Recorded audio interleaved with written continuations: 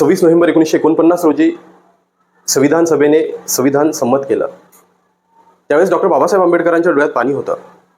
Doctor Babasaheb आंबेडकरांचे सहकारी नानकचंद रत्तू यांनी बाबासाहेबांना विचारलं, बाबासाहेब तुमच्या डोळ्यामध्ये पाणी दिसतंय का, काय झालं?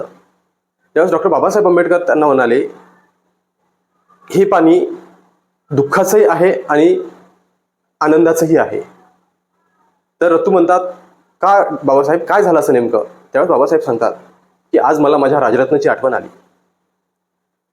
ज्यावेळेस राजरत्न गेला त्यावेळेस माझ्याकडे त्याच्या अंतिम संस्कार करण्याचेही पैसे नव्हते.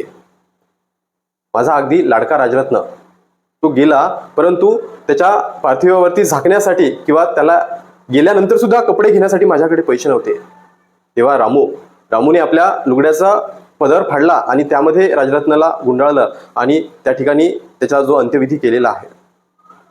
आज मला राजरत्नाची आठवण आली, मी माझे 4 मुलांची आठवण आली आणि माझ्या डोळ्यात पाणी आलं. मग रत्तू म्हणतात, बाबासाहेब आनंदाचं काय? तर त्यावेळेस बाबासाहेब म्हणतात, निश्चित माझा एक राजरत्न गेला, परंतु आज या संविधान सभेमध्ये हे संविधान पारित झालं, संविधान लागू झालं.